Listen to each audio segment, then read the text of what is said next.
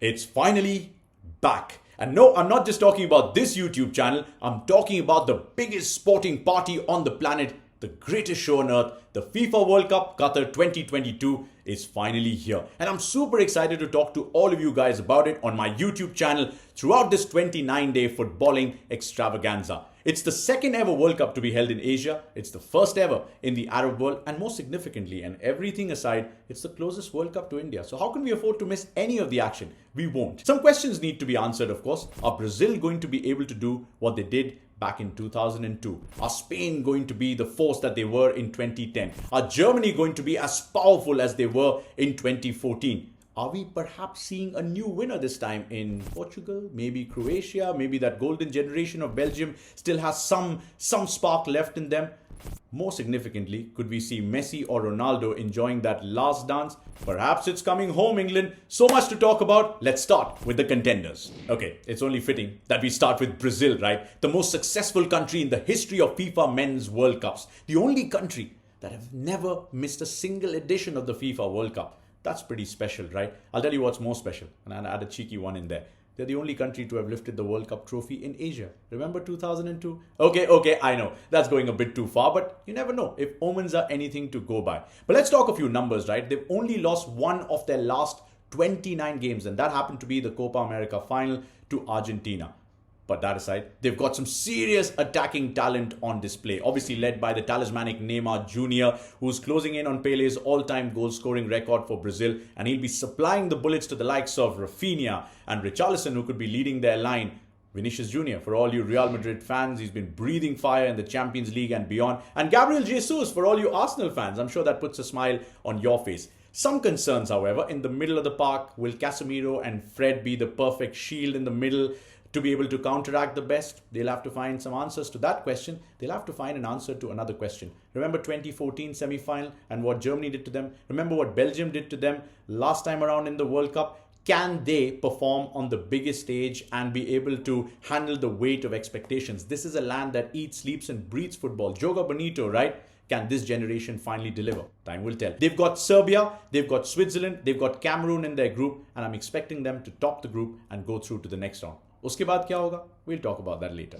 On to contender number 2. Takes me to Messi's Argentina. I know a lot of people would be keeping a close eye on him, but this Argentina side is super special. I'll tell you why in exactly 10 seconds. Because if they go through unbeaten in the group stages of this World Cup, they will set a new world record of 38 games unbeaten. Now, there may be some debate around it because they've only really faced 3 European sides in that run, but that also includes the Copa America title by beating Brazil. And that took the monkey off their back because it was their first senior trophy since 1993. A lot of people are just willing Messi on in this World Cup, especially after that heartbreaking loss at the Maracanã in 2014 where he picked up the golden ball, but it's really the other trophy that he wanted.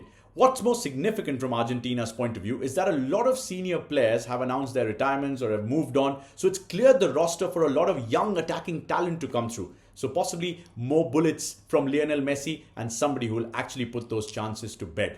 Now, if you look at their group, they've got Saudi Arabia, they've got Mexico, a tasty one in Lewandowski's Poland, but I'm still expecting Argentina to top Group C. Now, whether or not Messi will enjoy the last dance, we'll discuss that later. On to contender number 3. And that is the Spanish Armada, looking to replicate their heroics from 2010 when they won the World Cup for the very first time in their history, looking to add a second star to their crest. Can they do it? I don't have to answer that. Luis Enrique, their coach, has to answer that. Now, he's got a great blend of youth and experience in his side. They are one of the few European sides who are approaching this World Cup in some semblance of form. They finished top of their group in the Nations League ahead of Portugal.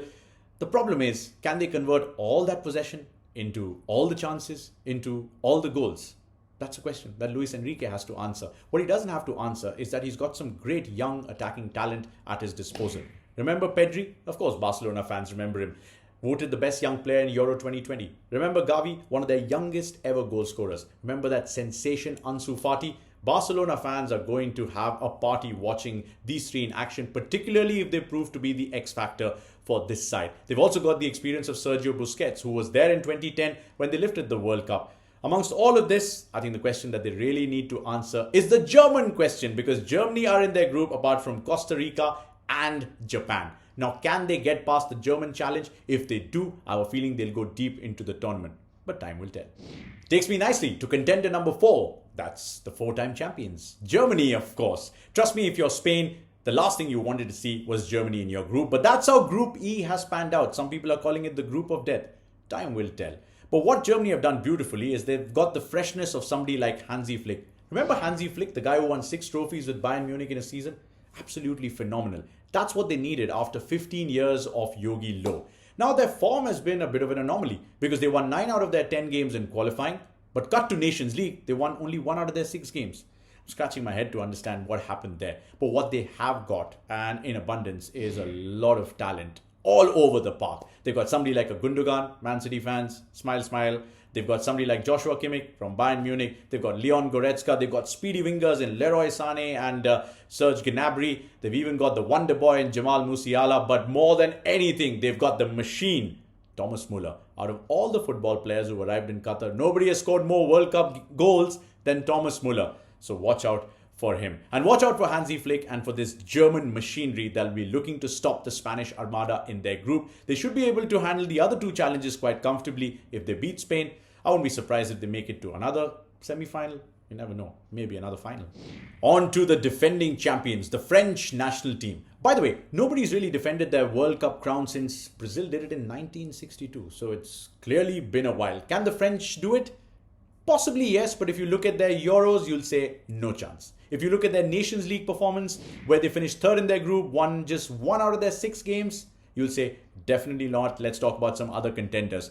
But if you look at their squad, the likes of Kylian Mbappé and currently the best player in the world in Karim Benzema and Olivier Giroud, who knows a thing or two about scoring goals for the French national team. If you look at some young talent that they have in Camavinga and Tchouaméni, who've been doing ever so well for Real Madrid, you'll say they've got more than a chance. They're in a group which features Tunisia, Australia, and a slippery slope in Denmark. But I think Didier Deschamps has to contend with the fact that he'll have no Pogba, no N'Golo Kante, and no Nkunku, who got injured in the lead up to the World Cup. And he has to find that balance between attack and defense. If he does that, I wouldn't be surprised if they go far in the tournament. Whether they can defend it or not is a question we'll try and answer later. And this is my absolute favorite, because England have got to be talked about as the contenders. Why not? Because they were the semi-finalists in the last World Cup. They were the finalists of Euro 2020. But some of you might turn around and tell me, look at their Nations League form. They failed to win any of their 6 games. They got relegated. So Gareth Southgate has got some problems. Apart from the injury concerns, lost Reece James due to an injury, lost Ben Chilwell due to an injury. He's got injury concerns currently in his squad with Kyle Walker and Calvin Phillips. And of course, Harry Maguire has lost all sense of form. Huge problems for Gareth Southgate to deal with, apart from the pressure of expectations every time England play in a major tournament. What he does have is a lot of young talent that he could benefit from. The likes of Bukayo Saka of Arsenal, the likes of Phil Foden from Manchester City, and the young rising star that is Jude Bellingham. Amongst all this, there is a little bit of experience as well, but nothing is bigger than having Harry Kane, your inspirational and talismanic skipper, who's closing in on Wayne Rooney's all-time goal-scoring record for England. If Harry Kane can give them another Golden Boot winning performance, maybe it is coming home after all. That takes me to the perennial finalists who just do not seem to find a way to crack the code of winning a World Cup title. 3-time finalists, the Netherlands, are one of the contenders for me as well. They've got problems aplenty as far as taking that final step, crossing that final hurdle is concerned. But maybe that's why they've got Louis van Gaal at the age of 71 in charge for the 3rd time in his managerial career. At the age of 71, having just recovered from prostate cancer, he's got personal problems to deal with, but what he has done admirably and beautifully is that he's revived a sinking qualifying campaign. I mean, look at their Nations League form, right? They were the best performing European side in there, winning 5 games, drawing just 1 of their 6 games, which tells you that they come into this tournament with more than a semblance of form. They've got Memphis Depay, who scored a dozen goals in qualifying, so he's in great form regardless of what he does for Barcelona. Gini Wijnaldum's broken leg created injury concerns, but I think given the fact that they're in a group which has Ecuador and Senegal and host Qatar, they should be able to comfortably top this group.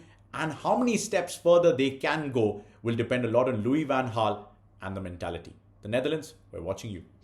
On to the dark horses, and I have to begin with Denmark. Yes, the Danes. They are in cracking form, and Kasper Hjulmand, their head coach, is making them play some really slick and efficient and beautiful football. And not just because Christian Eriksen, who suffered that horrific cardiac arrest in the Euros against Finland, is back after 18 months in this squad. It's because they are coming into this tournament in a rich vein of form, having won 4 out of their 6 Nations League games, including beating the French team not once but twice. And guess in which group do they find themselves?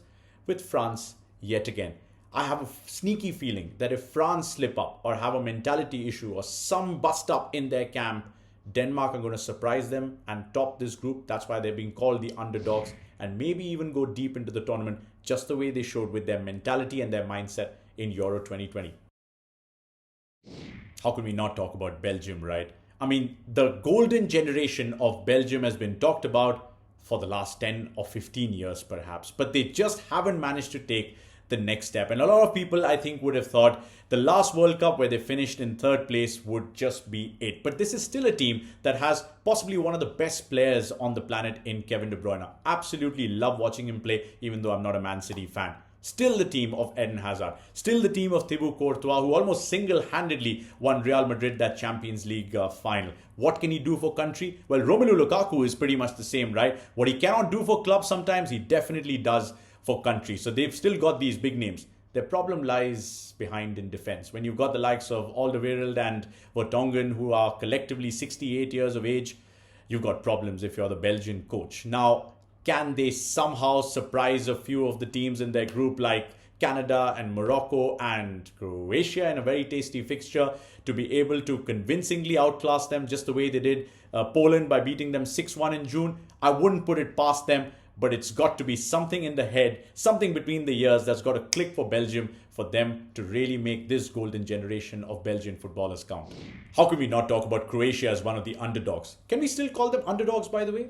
Possibly yes, right? Because they've never won the World Cup. They came ever so close by making it to the final last time around. And a lot of people, including me, thought, can they go any further than this? Can Modric and company inspire this team to a World Cup, maybe a European Championship?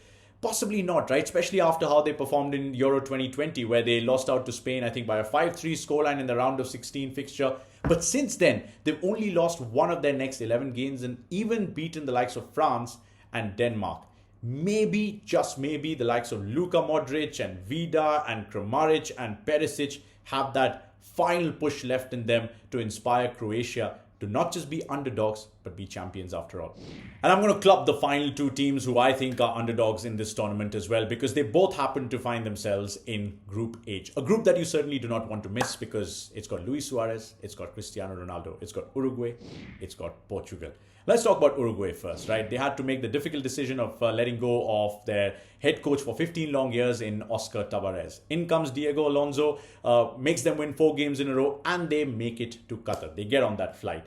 The problem is, because they've got Luis Suarez, who might have that last fight left in him in this World Cup, and Darwin Núñez, who's started playing much better for Liverpool now. They're a bit light in midfield, and can they really punch above their weight apart from just beating Portugal and go deeper into the tournament?